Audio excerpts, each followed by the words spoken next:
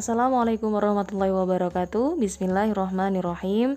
Pada video kali ini kita akan membahas tentang tokoh-tokoh pemikir pembaharuan Islam di dunia dan pengaruhnya pada pembaruan Islam di Indonesia.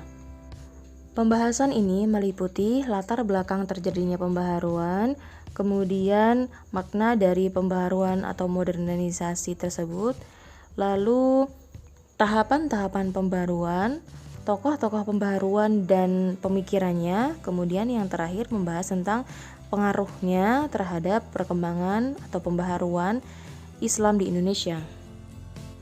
Baik, pembahasan yang pertama yaitu latar belakang terjadinya pembaharuan dalam Islam. Alasan yang pertama terjadinya pembaharuan adalah karena kemunduran umat Islam. Dalam sejarah Islam dan Barat memiliki hubungan yang seolah-olah berjalan berlawanan antara keduanya, saling silih berganti memimpin peradaban dunia. Pasca kehadiran Islam dan Islam mencapai puncak kejayaannya pada masa abad 10 sampai 12 Masehi. Dunia Islam menjadi mercusuar peradaban dunia. Akan tetapi, hal ini berbanding terbalik pada sekitar abad ke-18. Hal itu berubah ketika dunia barat maju, bahkan sampai sekarang dunia barat menjadi barometer peradaban dunia. Jadi, pada saat dunia Islam memasuki fase kemunduran, sebaliknya dunia barat memasuki fase kemajuan, yaitu sebuah fase modern. Dan ketika rasionalisme memperoleh tempatnya dan berkembang di barat, sebaliknya tradisi berpikir rasional mulai ditinggalkan oleh umat Islam.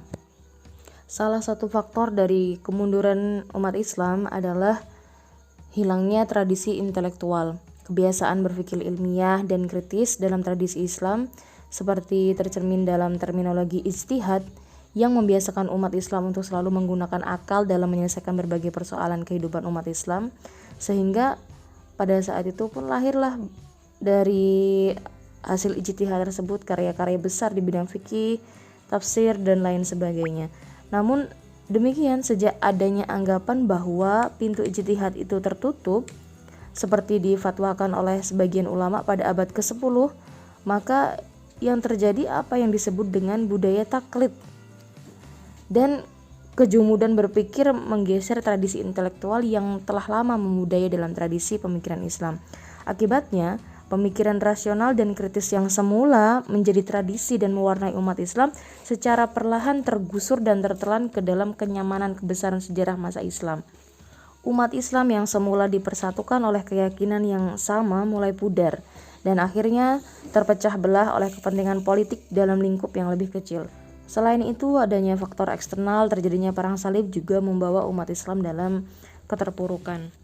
Nah, faktor-faktor kemunduran umat Islam sebagaimana yang terjadi tersebut itulah yang kemudian mendorong para tokoh-tokoh Islam, baik itu ulama maupun tokoh politik Islam, untuk memajukan dunia Islam, baik melalui cara pemikiran ataupun pembaharuan dalam konteks paham keagamaan ataupun institusi.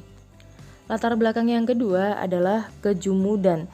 Jadi adanya gerakan pembaharuan itu sebenarnya karena adanya kesadaran atas realita dunia Islam yang sedang dalam kemunduran, keterbelakangan, juga kejumudan pada satu sisi, dan kemajuan dunia modern barat itu di sisi lain. Seperti yang saya sampaikan tadi bahwa kejumudan berpikir itu telah menggeser tradisi intelektual yang telah lama membudaya dalam tradisi pemikiran Islam.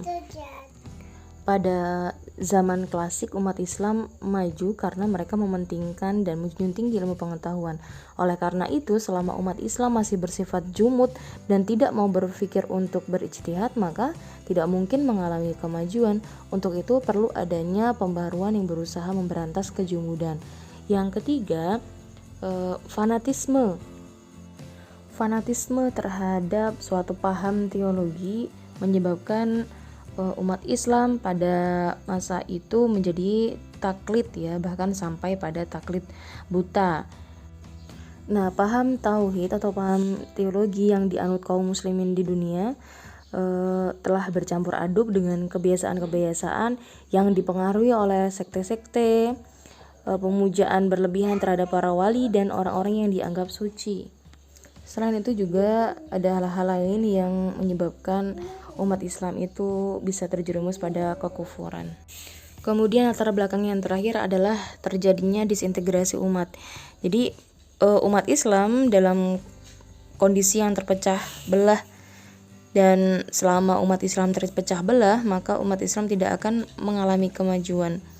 Umat Islam akan maju jika ada persatuan dan kesatuan serta persaudaraan yang diikat oleh tali ajaran Islam. Dan untuk mempersatukan kembali umat Islam, maka diperlukan suatu gerakan pembaharuan. Nah, keempat hal ini menjadi latar belakang terjadinya pembaharuan dalam Islam. Faktor eksternalnya selain kekalahan umat Islam pada Perang Salib, juga adanya kontak yang terjadi antara dunia Islam dengan dunia Barat. Maka dengan adanya kontak ini, maka umat Islam sadar bahwa mereka mengalami kemunduran jika dibandingkan dengan dunia Barat. Setelah mengetahui latar belakangnya, maka penting bagi kita untuk mengetahui apa sih sebenarnya yang dimaksud dengan pembaharuan tersebut. Kalau secara etimologi, kata pembaharuan dalam bahasa Arab dikenal dengan istilah tajdid ataupun islah, yang memiliki makna sebagai proses, cara, ataupun perbuatan memperbarui.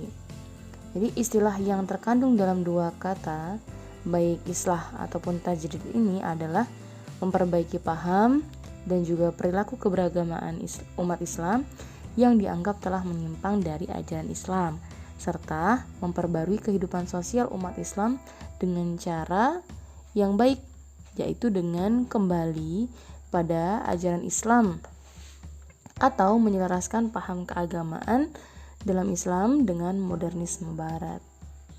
Kalau menurut Harun Nasution, pembaharuan itu merupakan upaya untuk memandang agama secara rasional, karena pada dasarnya Islam merupakan agama yang sangat mengedepankan akal pada satu sisi, dan juga pada sisi lain mengedepankan kemajuan ilmu pengetahuan dan teknologi modern juga gitu.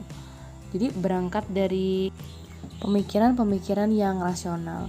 Dan lebih lanjut Harun Nasution menjelaskan bahwa modernisme di Barat itu memiliki arti pikiran, aliran ataupun gerakan yang mengubah pemahaman masyarakat atas tradisi atau adat istiadat lama. Karena tadi sebenarnya salah satu tujuan dari pembaruan ini agar kita bisa meniru kemajuan yang terjadi di Barat gitu ya, yang kemudian disesuaikan dengan kondisi yang baru atas kemajuan teknologi juga ilmu pengetahuan yang modern.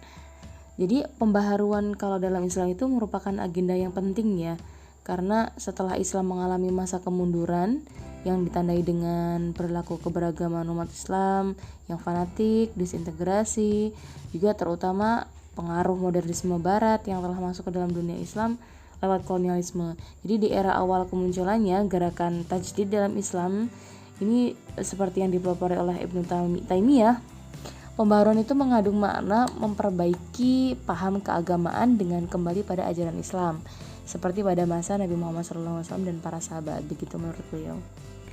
Akan tetapi kemudian dalam bukunya John L. Esposito, beliau menerangkan bahwa di kemudian hari pembaharuan ini mengalami perluasan makna, terutama dalam memahami ajaran Islam dan kaitannya dengan paham baru seperti nasionalisme, sosialisme, dan sekularisme yang masuk dalam dunia Islam.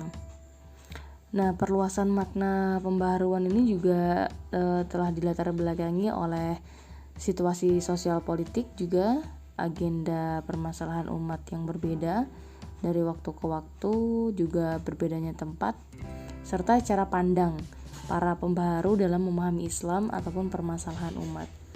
Kalau modernisme itu dari kata modern ya, yang mengandung arti baru, mutakhir, ataupun sikap atau pemikiran yang sesuai dengan perkembangan dan kebutuhan zaman sekarang atau yang terbarukan. Sedangkan modernisasi merupakan usaha untuk merubah cara pandang hidup sehingga terjadilah pergeseran sikap atau mentaliti masyarakat yang kemudian ia dapat menyesuaikan diri dengan perkembangan dan perubahan zaman sebagai akibat dari modernisme yang ditandai dengan kemajuan pada ilmu pengetahuan dan juga teknologi. Nah, ciri dari modernisme ini antara lain adalah adanya sikap rasionalisme, karena modernisasi ini identik dengan rasionalisasi. Modernisasi dalam Islam itu berarti bisa dimaknai sebagai proses perubahan paham keagamaan lama yang tidak sesuai dengan nilai-nilai modernity seperti unsur rationality, dan itu menggantikannya dengan paham keagamaan baru yang selaras dengan cara pandang modern yang rasional. Namun tentu saja tidak bertentangan dengan ajaran Islam ya. Nah, dalam konteks modernisme ini, Fazlur Rahman mendefinisikan modernisasi sebagai proses harmonisasi antara paham keagamaan dan pengaruh modernisasi yang berlangsung di dunia Islam. Selanjutnya, tahapan pembaruan yang terjadi dalam Islam. Yang pertama, ada masa gerakan pramodernisme, revivalisme yang muncul pada akhir abad ke-18 dan awal abad ke-19. Proses perkembangan pembaharuan Islam menurut Fazlur Rahman paling sedikit telah melalui 4 tahap, dan keempatnya menyajikan model gerakan yang berbeda. Meskipun demikian, antara satu model gerakan dengan yang lainnya itu merupakan suatu keberlangsungan atau continuity. Hal ini karena pembaharuan dalam Islam ini munculnya bersamaan dengan fase-fase kemodernan yang cukup lama terjadi di dunia, yaitu sejak pencerahan pada abad ke-18 dan terus berkembang hingga sekarang. Tahap pertama adalah tahap gerakan yang disebut dengan revivalisme pramodernis atau disebut juga revivalis awal. Nah, golongan revivalis pramodernis ini mulai muncul pada akhir abad ke-18 dan awal abad ke-19 yang dipelopori oleh gerakan Wahabiyah di Arab Saudi, juga Sanusiyah di Afrika Utara dan Fulaniyah di Afrika Barat. Model gerakan ini timbul sebagai reaksi atas merosotnya perilaku moralitas kaum muslim. Nah, waktu itu masyarakat Islam diliputi oleh kejumudan pemikiran karena terperangkap dalam pola tradisi yang sudah tidak sesuai lagi dengan perkembangan zaman. Ciri gerakan revivalis modernis ini adalah perhatiannya yang lebih seksama untuk melakukan transformasi guna mengatasi kemunduran moral dan sosial masyarakat. Maka tentu saja tidak heran jika mereka menyerukan untuk membuka kembali pintu ijtihad yang selama ini diasumsikan tertutup. Dan ini mereka serukan dengan sangat lantang ya oleh para kaum pembaru ini. Tahap yang kedua dikenal dengan istilah modernisme klasik. Gerakan pembaharuan ini dipelopori oleh Jamaluddin Al-Afghani di Timur Tengah ya, kemudian Said Ahmad Khan di India dan Muhammad Abduh di Mesir. Di sini pembaharuan Islam termanifestasikan dalam pembaharuan lembaga-lembaga pendidikan. Jadi pilihan ini tampaknya didasari argumentasi bahwa lembaga pendidikan merupakan media yang paling efektif untuk menginternalisasikan nilai dan mensosialisasikan gagasan-gagasan baru. Pendidikan juga merupakan media untuk mencetak generasi baru yang berwawasan luas dan rasional dalam memahami agama sehingga mampu menghadapi tantangan zaman.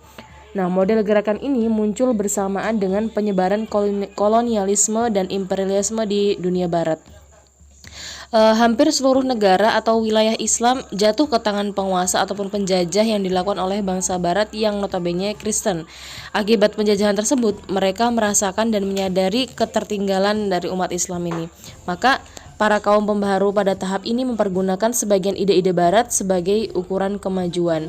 Meski demikian, bukan berarti para pembaharu mengabaikan sumber-sumber Islam ya, dalam bentuk seruan yang makin santer untuk kembali kepada Al-Quran dan juga Sunnah Nabi. Nah, pada tahap ini juga terdapat ungkapan populer di kalangan umat Islam bahwa Barat maju karena mengambil kekayaan yang dipancarkan oleh Al-Quran, sedangkan kaum muslimin mundur karena meninggalkan ajaran-ajarannya sendiri. Tahap yang ketiga adalah gerakan pembaharuan Islam yang disebut dengan revivalisme pasca modernis atau postmodernis revivalis. Nah, gerakan ini mempunyai corak modern namun agak reaksioner. di mana Al-Maududi dengan jemaah Islamiyahnya menjadi model tipikal untuk gerakan ini. Nah, pada tahap ini kombinasi-kombinasi tertentu antara Islam dan Barat masih terus dicobakan.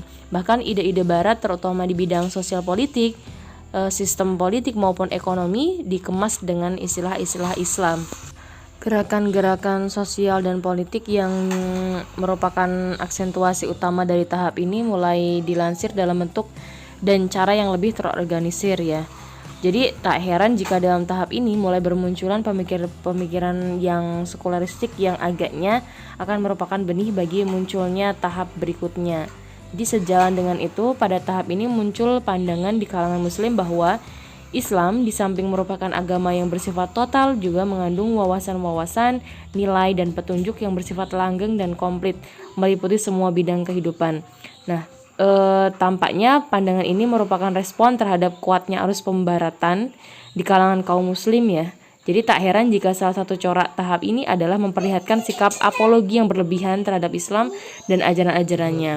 Nah, tahap yang keempat yang disebut dengan neomodernisme. Tahap ini sebenarnya masih dalam proses pencarian bentuknya ya. Meskipun demikian, Fazlur Rahman sebagai pelopor dari neomodernisme ini menegaskan bahwa gerakan ini dilancarkan berdasarkan kritik terhadap gerakan-gerakan terdahulu. Menurutnya, neomodernisme mempunyai sintesis progresif dari rasionalitas modernis di satu sisi dengan ijtihad dan tradisi klasik di sisi yang lain. Ini merupakan prasyarat utama bagi Renaissance Islam.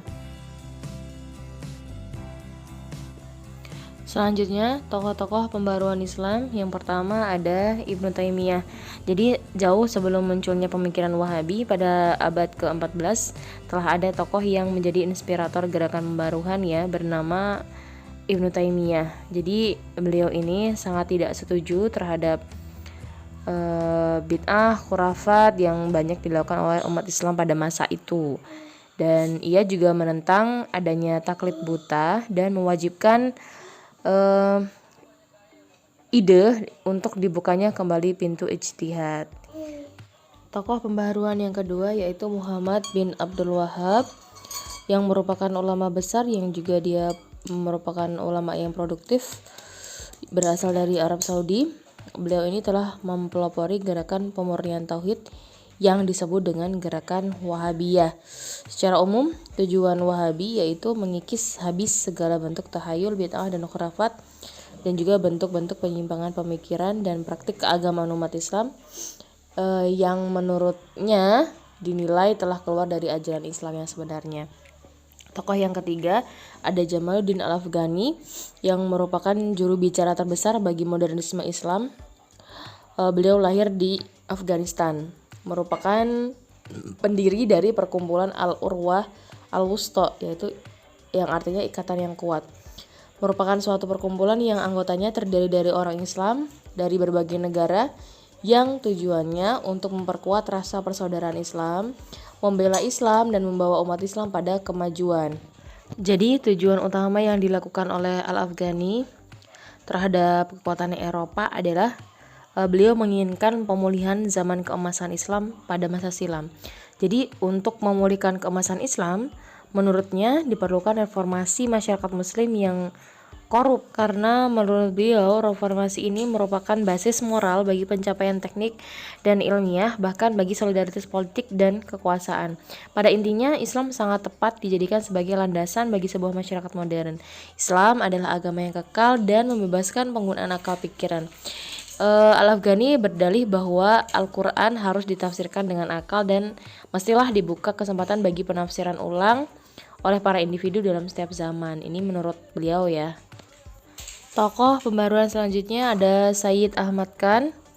Beliau dari Delhi, India, yang merupakan seorang pembaharu yang produktif dengan berbagai karyanya. Di antaranya pemikiran beliau adalah tentang sosial politik dengan melakukan asimilasi antara kaum muslimin dan kebudayaan Inggris dengan menulis sebuah buku yang berjudul Ahkam Ta'am Ahlul Kitab. Dalam bidang pendidikan, pada tahun 1978 ia mendirikan Muhammadin Anglo-Oriental College atau MAOC yang pada tahun 1920 menjadi Universitas Islam Aligarh.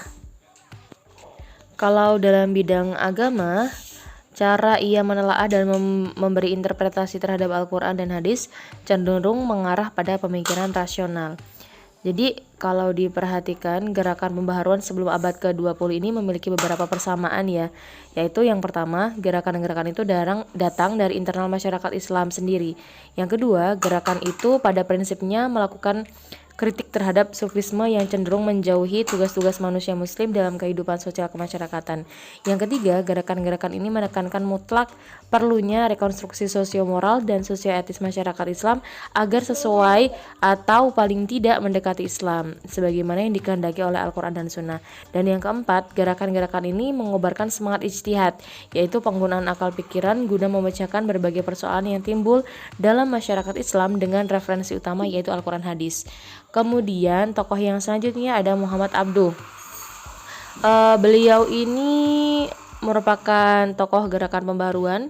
Ia melaksanakannya dengan menulis artikel di media massa. Ya, kemudian dalam melakukan pembaruan atau modernisme Islam, Muhammad Abduh memandang bahwa suatu perbaikan tidak selalu datang melalui revolusi atau cara serupa. Seperti halnya perubahan sesuatu secara cepat dan drastis, akan tetapi juga dilakukan melalui perbaikan metode pemikiran pada umat Islam. Metode pemikiran tersebut dapat dilakukan melalui perbaikan akhlak, pendidikan dan pembelajaran, serta dengan pembentukan masyarakat yang berbudaya dan berpikir. Nah, tokoh selanjutnya Muhammad Ali Jinnah yang merupakan bapak pendiri Pakistan. Beliau ini penerus gerakan pembaharuan sebelumnya yaitu Muhammad Iqbal. Dengan kegigihannya, ia terus mewujudkan suatu koloni Islam yang diikat dalam suatu pemerintahan Islam mandiri dan terbebas dari intervensi pihak manapun. Tokoh selanjutnya ada Rashid Ridho yang lahir di Syam.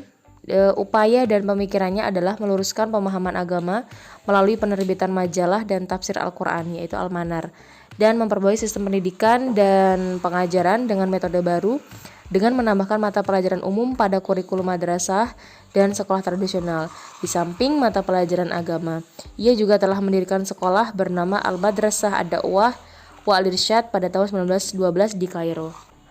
Kemudian yang terakhir ada tokoh pembaruan Fazlur Rahman yang merupakan pelopor dari model gerakan neomodernis. Setelah kita membahas para tokoh pembaruan dengan pemikirannya, maka selanjutnya kita akan melihat pengaruhnya pada pembaruan Islam di Indonesia. Jadi gerakan pembaruan di negara-negara Timur Tengah itu tidak hanya tersebar di lingkungan mereka sendiri ya, namun juga meluas hingga ke Nusantara dan memberikan pengaruhnya terhadap pembaruan yang terjadi di Indonesia. Yang pertama ada gerakan Padri. Jadi gerakan ini terilhami atau dipengaruhi oleh pembaruan oleh Al-Afghani dan Muhammad Abduh. Gerakan ini bertujuan ingin membersihkan ajaran Islam yang telah bercampur baur dengan perbuatan-perbuatan yang bukan Islam menurut mereka. Maka kemudian hal ini menimbulkan pertentangan antar golongan adat dan juga golongan padri. Yang kedua, munculnya organisasi-organisasi modern. Jadi munculnya berbagai organisasi dan kelembagaan Islam modern di Indonesia pada abad ke-20, baik yang bersifat keagamaan, politik maupun ekonomi. Ini juga dipengaruhi oleh pemikiran-pemikiran pembaharuan Timur Tengah tadi.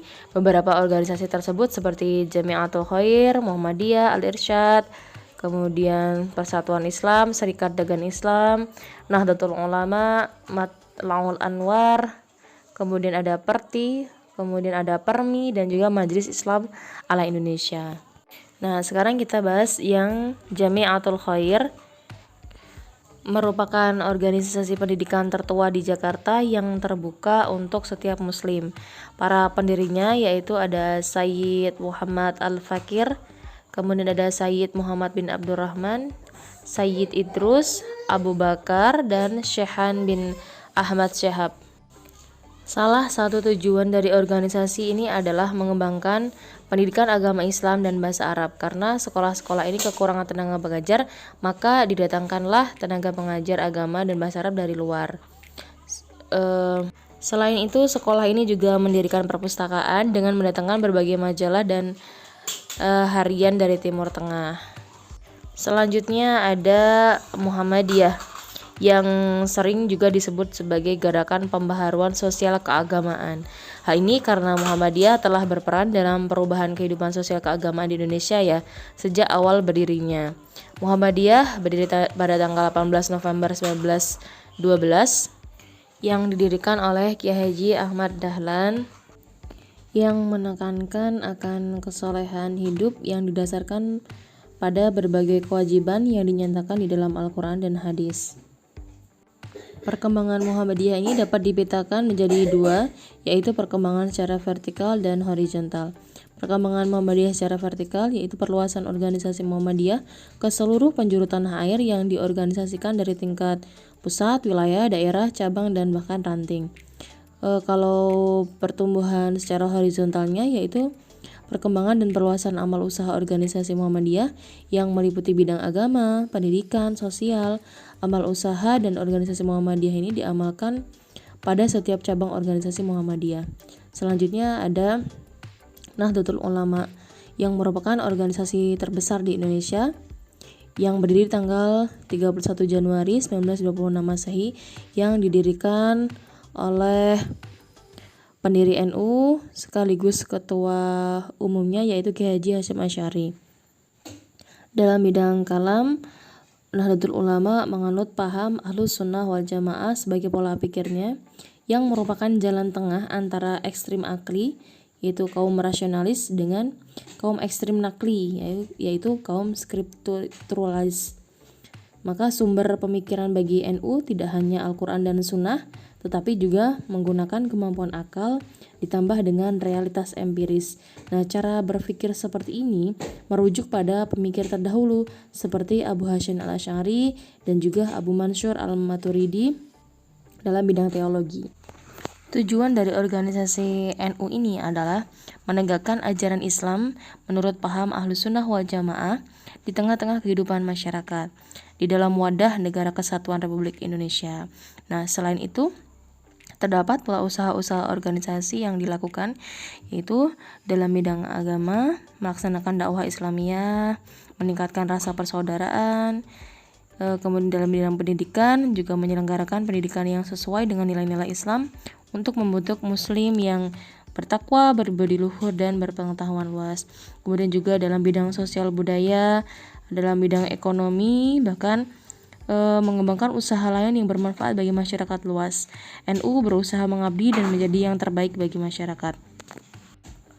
Nah, dari pemaparan tadi, maka saya di sini tertarik mengambil kesimpulan menggunakan pendapatnya Nurcholish Madjid yang mengatakan bahwa modernisasi adalah rasionalisasi. Nah, baik, demikianlah materi pada video kali ini, semoga bermanfaat. Saya Eri, wallahul muwaffiq ila aqwamit thoriq. Wassalamualaikum warahmatullahi wabarakatuh.